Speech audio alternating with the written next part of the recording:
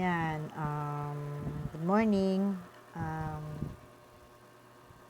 mga kamaritisan, ano, marites, masamang pakinggan, hindi magandang pakinggan yung salitang marites. Parang, marites is para sa akin, ang marites, um, isang salita na parang, para sa akin lang, isang pakikialam or isang um, pagiging judgmental, pakikialam sa buhay ng may buhay, ganyan. So, marites, parang, um, mas mabuti pang sabihing madaldal ka, pero sabihing marites, parang iba na.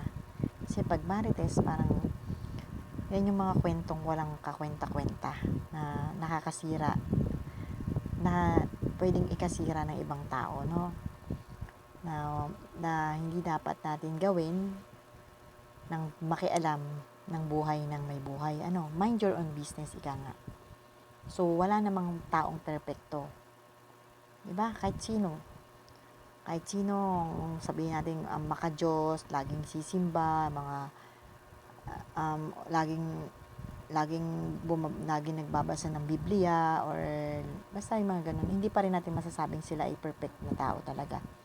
Nakakagawa at nakakagawa pa rin sila ng mga kasalanan. So, para sa akin, advice lang, mas piliin natin na maging mabuti kaysa sa maging tama. Ano po? Kasi kung tayo ay, ang pipiliin natin ay maging tama, parang, ang mangyayari is talagang hindi tayo makakagawa ng, parang hindi na tayo makakagawa ng mabuti sa kapwa. Kasi ang laging iniisip natin, laging tayo ang tama, di ba po? Kahit tayo na yung mali, tayo pa rin yung tama. Pero kung pipiliin natin na maging mabuti tayo, so maiiwasan natin ang makagawa ng mali or makapagsalita or makapag-isip ng masama sa ating kapwa. Di ba? Tama? Sana matuto tayong makaramdam ng kung ano yung mararamdaman ng kapwa natin kapag tayo ay nagsalita ng hindi maganda or nag-isip ng hindi maganda sa kapwa. 'Di ba? Marami tayong mga aminin natin at hindi, kahit nga sa isip lang, 'di ba? Nakakapag-isip tayo ng hindi mabuti sa ating kapwa, i-judge natin na hindi naman natin alam ang totoo kung ano ba talaga yung meron at ano ba talaga yung pinagdadaanan ng ating kapwa, 'di ba? Iwasan nating maging judgmental hangga't hindi natin alam yung totoong istorya or yung totoong nangyayari doon sa ating kapwa. Ano po? Sana iwasan na lang natin na pag-usapan yung mga taong alam natin na makakasakit tayo sa kanila, na ang hindi natin alam, minsan naririnig or nakakarating doon sa ating kapwa na ating pinag-uusapan. Masakit po kasi yun na yung isang tao na may pinagdadaanan na problema na, tapos makakarinig pa ng hindi maganda about sa kanya, sa social media na pinag-uusapan siya ng kanyang mga ng mga kung sino pa yung mga kaibigan or tinuturing niyang mga kaibigan. Masakit yun. Sana lang iwasan na lang natin na magkwentuhan or magsalita ng ganun sa kapwa na hindi natin alam na naririnig pala niya or nakakarating sa kanya. Ganun na lang. Siguro kung meron man kayong iniisip na hindi mabuti sa kanya or siguro mas maganda kausapin niyo siya ng through kayo lang dalawa, ganun. Para wag na yung kung kanino niyo pa sasabihin, tapos yung pinagkwentuhan niyo naman hindi naman niya naiintindihan. So ang magiging isip nung pinagkwentuhan nyo is pangit din yung dating. So, maniniwala siya sa ganung mga sinabi nyo sa kanya, di ba?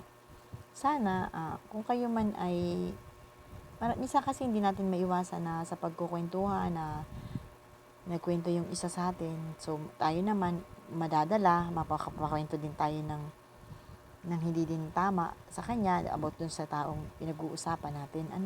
Sana magkaroon tayo ng respeto, honesty, yung mga ganun, para maiwasan natin ang maging mali or maging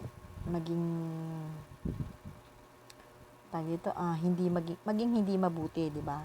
Tayo din po yung makakagawa ng pagiging mabuti kung tayo ang mismo ang iiwas sa mga ganong mga alam nating mali, di ba po?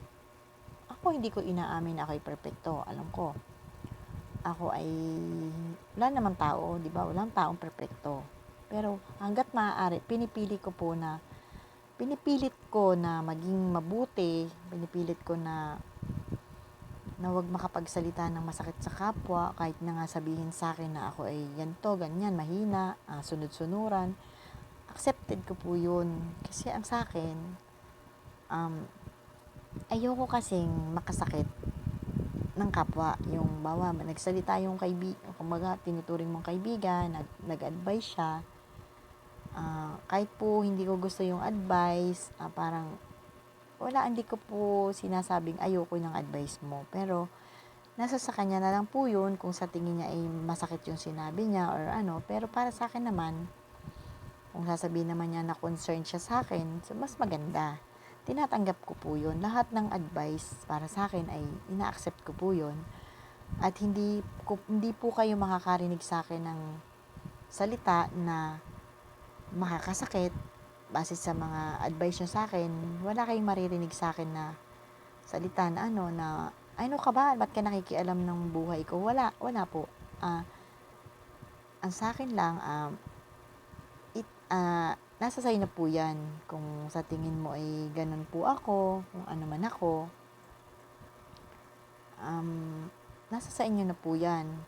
Pero para sa akin kasi, ako yung tipo ng tao na hanggat kaya ko pakisamahan ang kahit na sino, ay pinapakisamahan ko po. Ano man yung klase ng ugali niyan, sasakyan ko, aalamin ko kung ano ba talagang ugali niya, at kung ano yung ayaw niya, iiwasan ko yun. At kung ano naman yung mas gusto niya, doon na lang po ako, para lang maiwasan ba yung mga hindi pagkakaintindihan or hindi pagkakasundo. Kasi nasa sa inyo naman yan kung pag nakuha niyo na pareho yung loob, di saka po kayo magsalita ng sa tingin nyo itatanggapin ng kapwa nyo, ng kaibigan nyo, di ba? Pag alam natin na makakasakit at sa tingin natin ay hindi niya kayang tanggapin, huwag na lang natin pong subukan na sabihin sa kanya or hintayin natin yung mood na okay siya, na sa tingin natin matatanggap na yung ating sasabihin sa kanya, ganun. Pero ako kasi talagang hangga't kaya ko pong makisama, pinapakisamahan ko po. Kasi ayoko talaga po na nasasama sa akin yung loob ng aking kapwa na dahil lang ganito yung sinabi ko sa kanya. Ayoko po, hangga't maaari. Ako po yung gumagawa ng paraan, kahit nga minsan yung kaibigan ko medyo nagtatampo na sa akin at alam ko naman sa sarili ko na wala naman akong kasalanan sa kanya. Ako na yung nagpapakumbaba, ako na yung lumalapit sa kanya para maging okay ulit. Kahit na po magmukha akong kahiya-hiya, magmukha akong kawawa, ginagawa ko po yung ganun kasi nga ayoko talaga sa lahat na mayroong nagagalit sa akin or sumasama ang loob sa akin.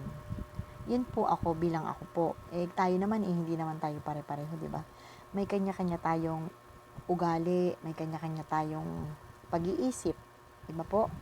Kaya nasa sa atin na lang po yun. Pero para sa akin, ang advice ko, mas piliin po nating maging mabuti kaysa sa maging tama. Yan lang po ang lagi nating tandaan. At magbalik tayo sa maging mabuting tao tayo, yun.